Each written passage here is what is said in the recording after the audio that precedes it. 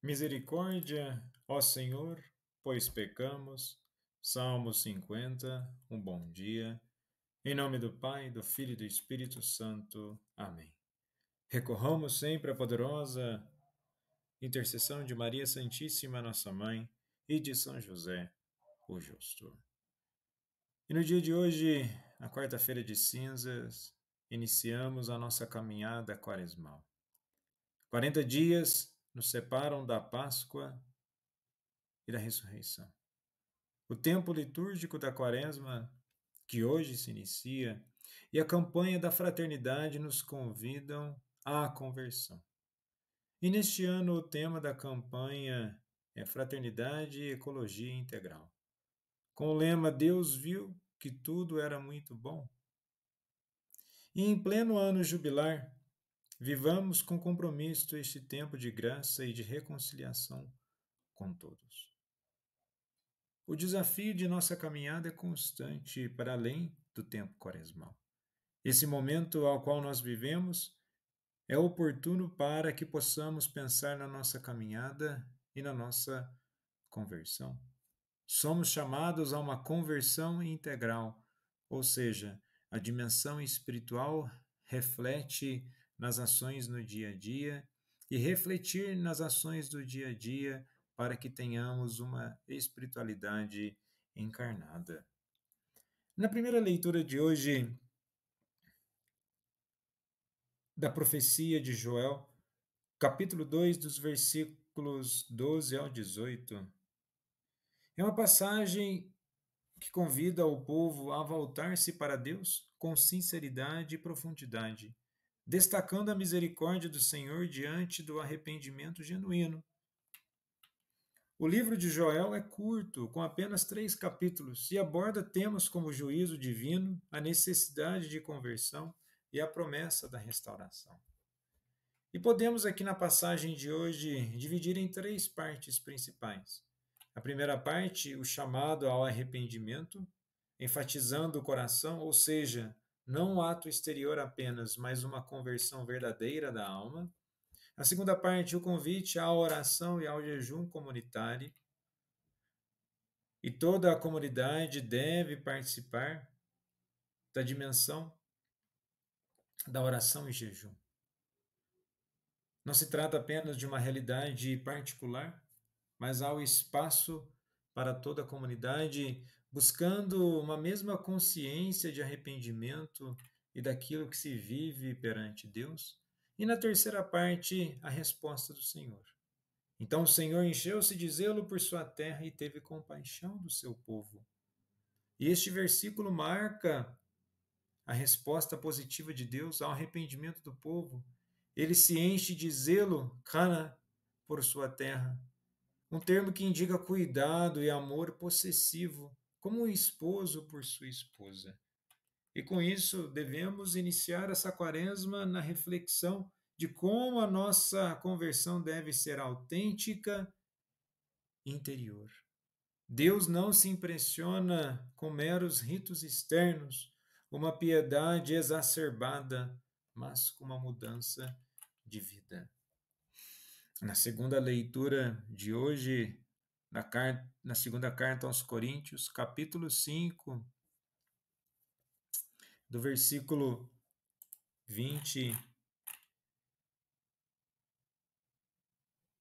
e depois no capítulo 6, nos versículos 16 em seguinte, temos um momento também de reflexão.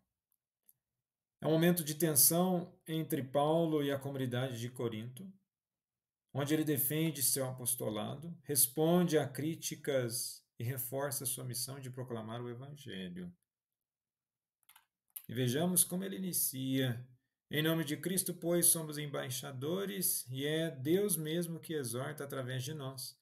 Em nome de Cristo, nós o suplicamos, reconciliai-vos com Deus.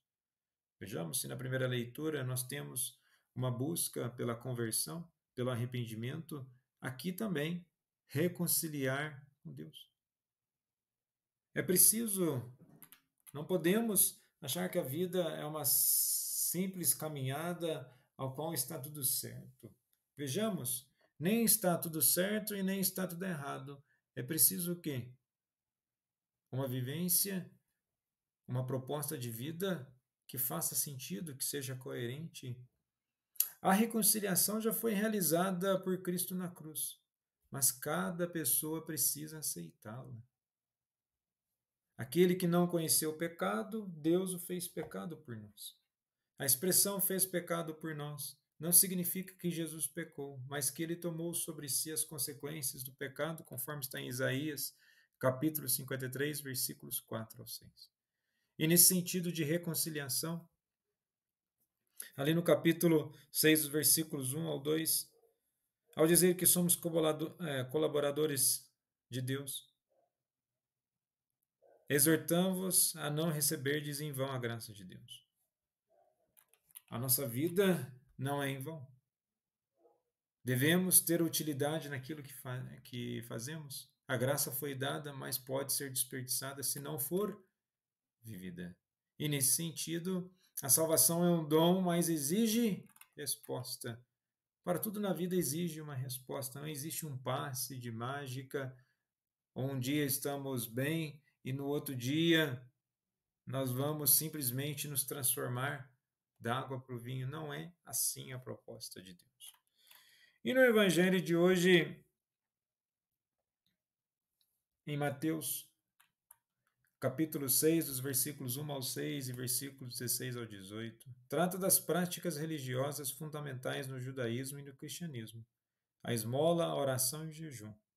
E o foco da passagem é que essas práticas devem ser feitas com sinceridade e não para a exibição. Há aqui uma advertência geral no início da leitura. Guardai-vos de praticar a justiça diante dos homens para ser vistos por eles. Vejamos, o termo guardai-vos é um verbo no imperativo no grego prosekete, tomar cuidado, indicando o alerta sério.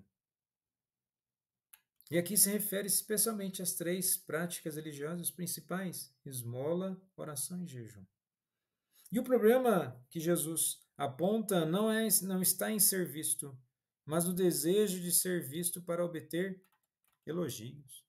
Qual que é o sentido de praticar uma religião? Qual que é o sentido de ter fé simplesmente por elogios para que as pessoas vejam você? O exterior não vai contar no processo de conversão. O que conta é o seu interior, a sua consciência, aquilo que você apresenta constantemente a Deus. E nesse sentido, nós não devemos nos iludir com os aspectos da caminhada. O outro ponto da esmola: quando deres esmolas, não mande tocar trombeta diante de ti, como fazem os hipócritas. É uma metáfora aqui para a ostentação. Ter fé ou qualquer tipo de manifestação de piedade não é para a ostentação e muito menos um fingimento. Deve-se ter uma vivência profunda. E a oração? Rezar de pé nas sinagogas e nas esquinas? Uma oração pública não é condenada, mas a busca por reconhecimento, sim. E nesse sentido, Jesus faz um contraste. Ora até o Pai que está no segredo. Se verdadeiramente quer ter uma intimidade com Deus, não faça de forma para expor, em busca de devoções, de orações públicas, utilizações de objetos ou outro tipo de enfeites. Busque verdadeiramente a Deus, em espírito e em verdade, e que a nossa caminhada quaresmal seja de mais conversão, de maior arrependimento e que possamos verdadeiramente buscar o caminho da graça. Jesus, manso e humilde de coração, fazei o nosso coração semelhante ao vosso.